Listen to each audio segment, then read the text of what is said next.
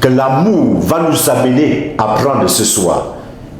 Pour mieux comprendre la définition de l'amour, nous allons juste vous parler de Jésus. De comment est-ce qu'il a manifesté son amour. De comment est-ce que Dieu lui-même a manifesté son amour avec l'Église, avec son peuple. Comment est-ce que l'amour là se vit? Pour mieux comprendre la définition spirituelle de Dieu, il faut ancrer dans ce passage. Il faut comprendre exactement. Parce que ici, il dit ici, Jean dit ici, et nous avons connu l'amour que Dieu a pour nous. Et nous avons connu cet amour que Dieu a pour nous. Première chose. La deuxième chose, nous y avions cru. La troisième chose, c'est que Dieu est amour. Et celui qui demeure dans l'amour demeure en Dieu. Donc personne ne peut dire qu'il est chrétien s'il ne vit pas l'amour. Personne ne peut dire qu'il vit dans l'intercession, qu'il prie, qu'il évangélise, si son évangélisation n'est pas assaisonnée d'amour. Le véritable chrétien, celui qui dit qu'il est chrétien,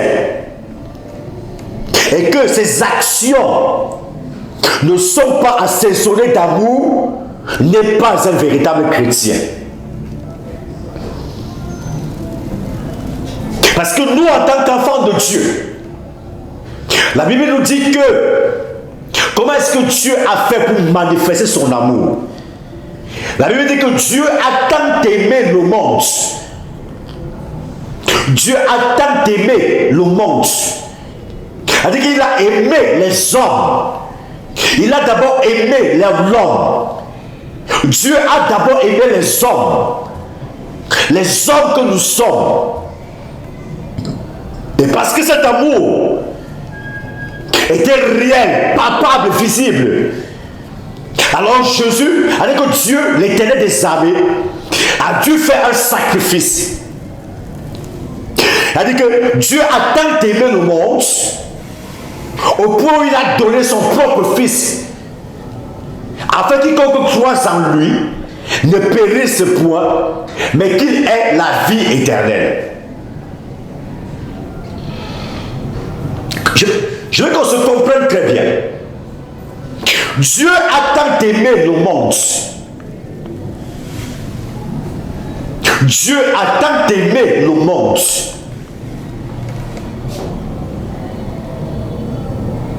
Pour que le monde soit sauvé aujourd'hui, malgré tout ce que les hommes ont posé comme acte de rejet devant Dieu.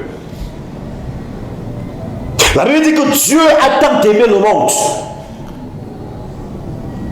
qu'il a sacrifié son fils.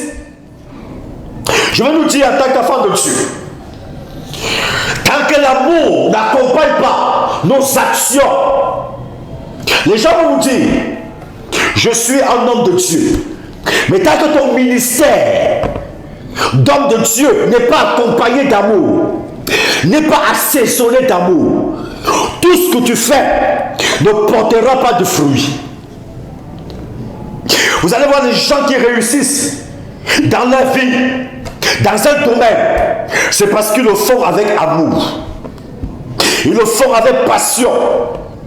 Tant que la passion ne se lie pas dans ce que tu fais, bien aimé, tu auras du mal à réussir.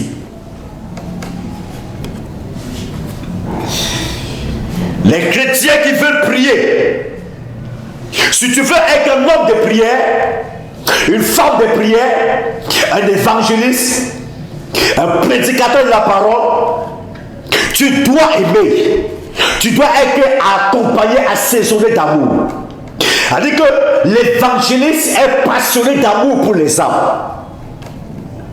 Le pasteur est passionné d'amour pour les brebis. Il n'est pas là pour tondre les brebis, pour avaler les brebis. Non! Tant que tu ne le fais pas avec amour, tu ne peux pas apporter, tu ne peux pas produire la vie, ne peut pas produire la vie que ceux qui vivent l'amour. Il y a des couples aujourd'hui qui n'ont pas d'enfants parce que l'amour réel n'a pas de place. Parce que dans un couple, je mets au défi des hommes et des femmes qui n'ont pas d'enfants. Tant que votre relation, votre couple n'est pas saisonné d'un amour réel, un amour profond, un amour sacrificiel. Parce que quand on aime, l'amour nous pousse au sacrifice. L'amour nous amène à donner. L'amour nous amène à partager ce que nous avons. Dieu lui-même a tant aimé le monde au point où il a donné son Fils.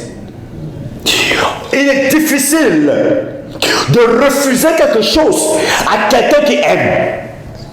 Une femme qui aime son mari. Parce que l'amour n'est pas envieux. L'amour ne soupçonne pas. L'amour ne méprise pas l'autre. Non. Quand on est passionné d'amour, on vit le bénéfice de la gloire de Dieu. Mes frères bien-aimés, ce soir, je veux que nous puissions bien comprendre l'amour que Dieu a investi à nous. Est un amour que si nous avons le 1/100 de cet amour, nous allons soulever les montagnes. Si cet amour est à nous, ne peut avoir l'onction du Saint-Esprit que si tu as l'amour de Dieu. Vous allez voir les gens qui sont incapables d'aimer. Ils sont incapables d'aimer pourquoi? Parce que les gens qui sont incapables d'aimer ne peuvent pas produire réellement le résultat escompté. Non. Et ils ont du mal à produire, à porter du fruit. Parce qu'ils ne savent pas aimer.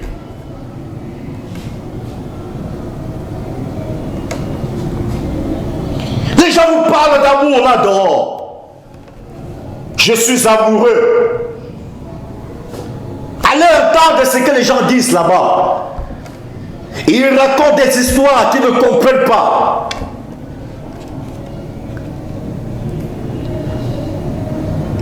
Celui qui vit dans l'amour ne pense pas à soi-même. Il pense au voisin. Il pense à ce qu'il aime. Jésus qui nous a aimés. Laissons que Dieu, oui c'est Dieu qui a tant aimé le monde, qu'il a donné sa vie, mais Jésus lui-même. Jésus a tellement aimé les hommes. Au point où il a accepté les coups de fouet. Au point où il a accepté la souffrance.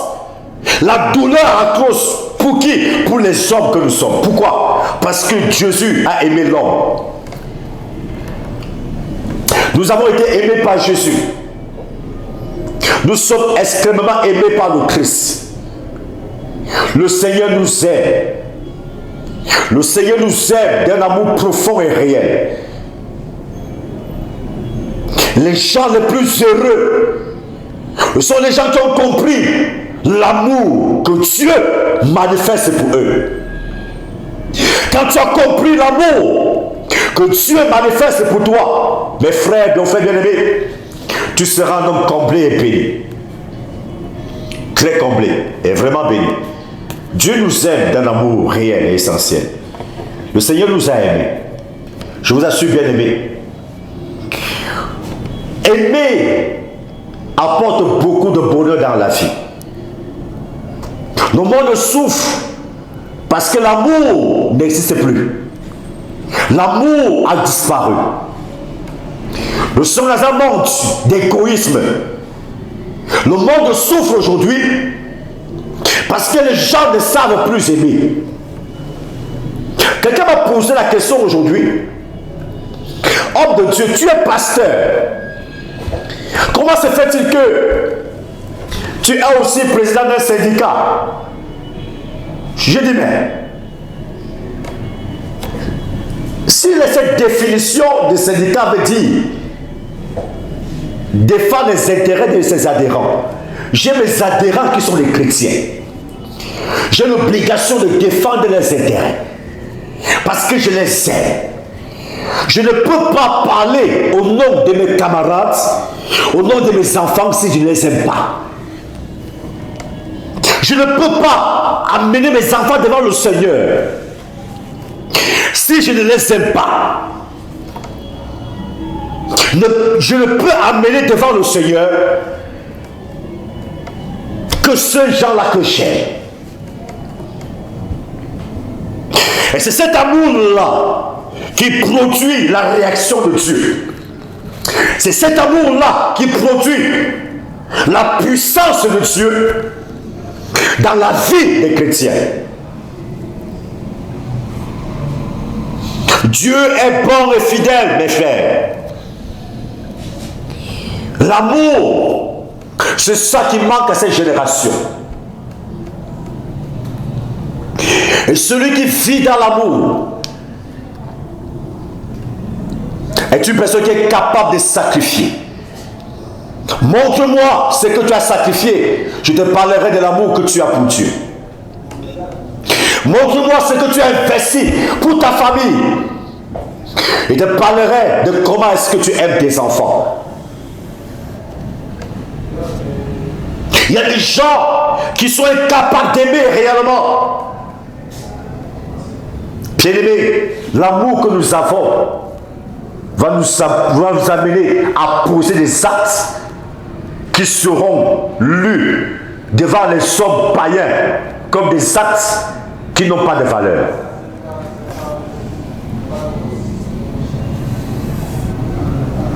Jésus a donné sa vie pour nous. Et parce qu'il a donné sa vie pour nous, et parce qu'il s'est sacrifié, la Bible dit que Dieu l'a souverainement élevé. Et lui a donné un nom au-dessus de tout nom, afin qu'au nom de Jésus, tout genou fléchit, toute langue confesse qu'il est Seigneur. Vous savez, pour entrer dans le séjour des ténèbres, pour entrer dans le royaume des ténèbres, il faut être rempli de haine, de méchanceté.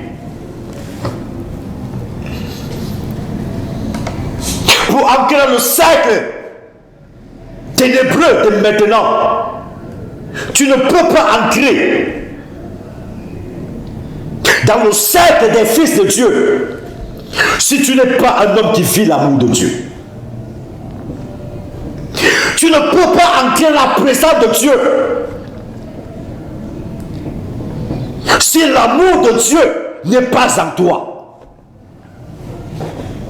Je veux que nous puissions bien le comprendre.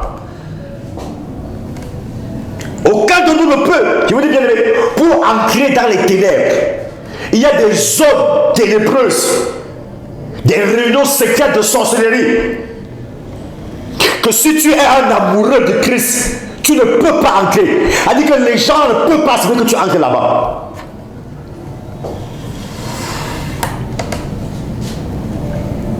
Mais il y a des zones aussi négatives que pour entrer là-bas, tu dois être porteur du mal. Vous allez voir, dans nos traditions africaines,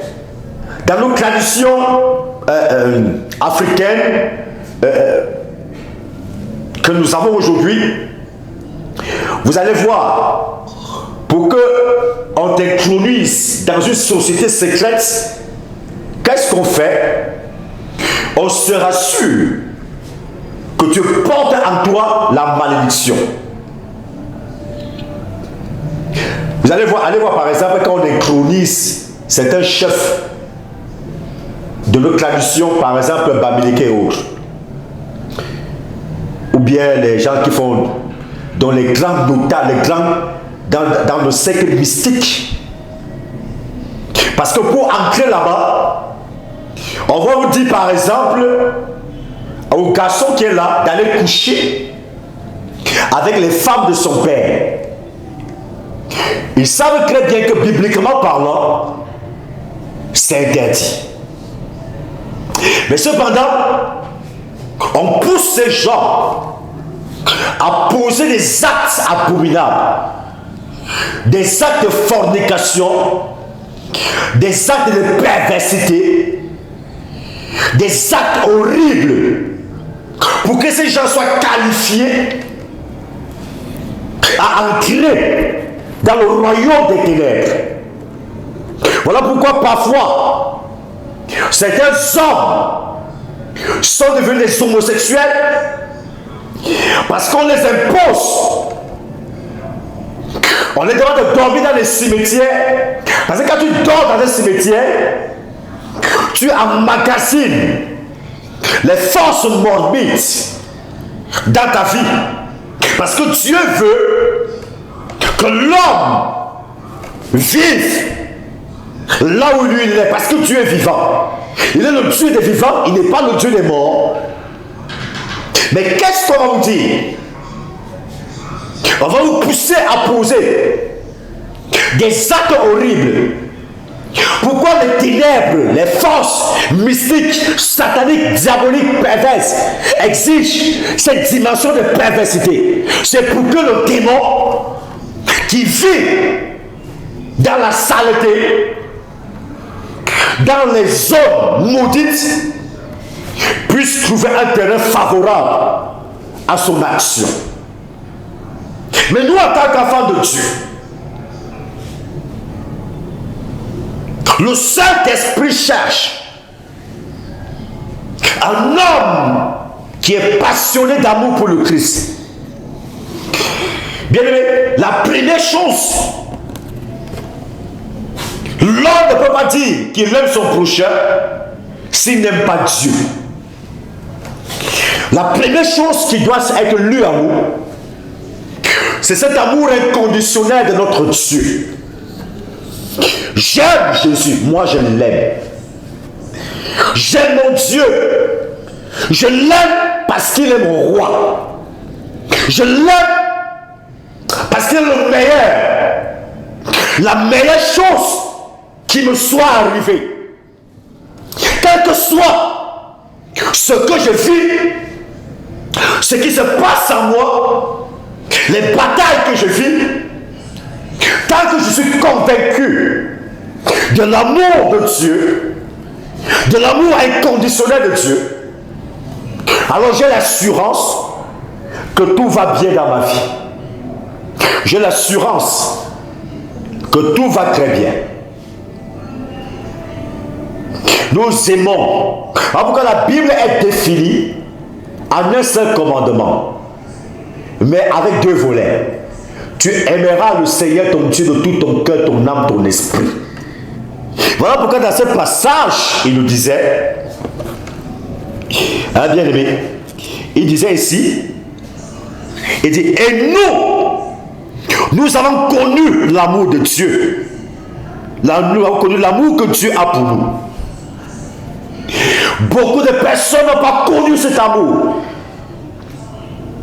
Est-ce que tu as connu l'amour que Dieu a pour toi? Est-ce que tu sais l'amour que Dieu porte pour tes enfants? Est-ce que tu sais que parce que Dieu t'aime, il a donné la vie à tes enfants? Est-ce que nous connaissons cet amour? Et nous avons connu l'amour que Dieu a pour nous. Nous ne reconnaissons que cet amour. La deuxième chose, est-ce que nous croyons à cet amour? Vous allez voir des hommes qui vivent avec les femmes à la maison. Ils ne croient pas à l'amour que son mari lui porte. Ils ne croient pas à l'amour. Il y a des parents qui ne croient pas que les enfants les aiment. Nous devons croire à cet amour. Connaître cet amour.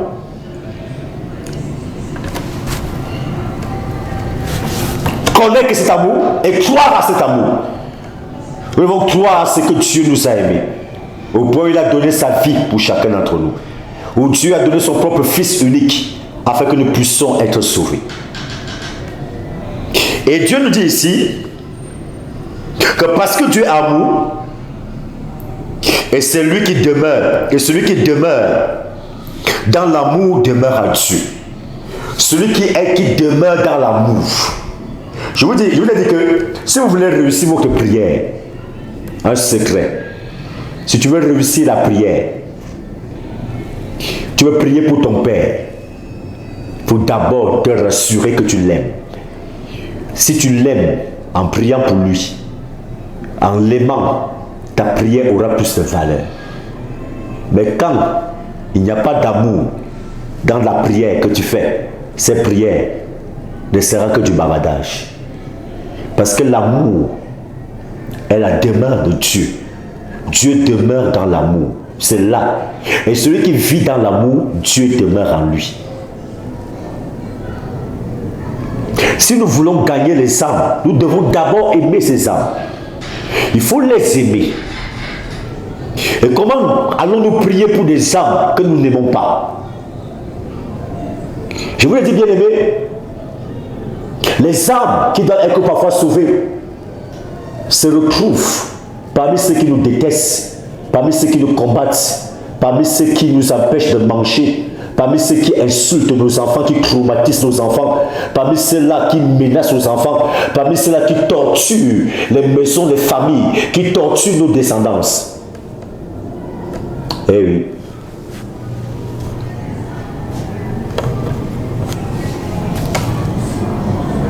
Dieu nous a aimés. Voilà pourquoi il nous demande, toute la Bible est focalisée sur l'amour. Ce n'est pas tout ce que les gens racontent là. Celui qui aime ne peut pas faire du mal à l'autre. Quand tu aimes ta femme, tu ne peux pas faire du mal à cette femme. Parce que tu l'aimes. Tu veux son bonheur. Quand tu aimes, tu veux toujours faire des cadeaux. On veut toujours être à côté de la personne qu'on aime. Mais quand je vois certains couples aujourd'hui, ils sont fiers d'être parfois séparés. Alors je me pose des questions, je mets un point d'interrogation sur leur relation.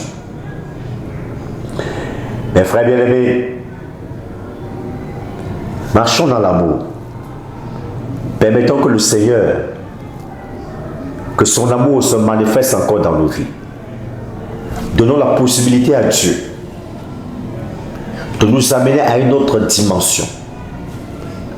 Donnons la possibilité à notre Dieu de nous accorder la grâce de vivre dans l'amour. Faire l'œuvre de Dieu étant passionné d'amour. Venez prêcher parce que j'aime. Parce que j'aime les gens pour qui je veux les voir être sauvés. Cet amour, cette passion, c'est l'amour qui va t'amener à prier. C'est l'amour qui va t'amener à percer le ciel. Sans amour, nous ne pouvons pas. L'amour n'est pas envieux. L'amour ne se vante point. L'amour n'est pas trompeur. Hein?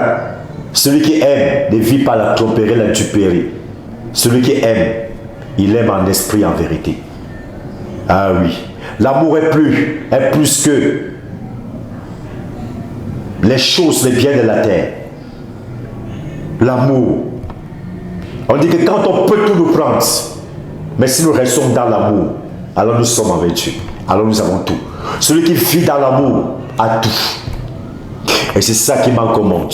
Je prie ce soir que Dieu nous accorde la grâce d'aimer déjà Dieu, l'Éternel des armées, de tout notre cœur, en esprit, et d'aimer notre prochain comme nous-mêmes. C'est vrai qu'il y a des gens qui ne s'aiment même pas. Ils n'aiment même pas eux-mêmes. Mais je prie que Dieu nous accorde ses grâces. Que le Seigneur vous bénisse.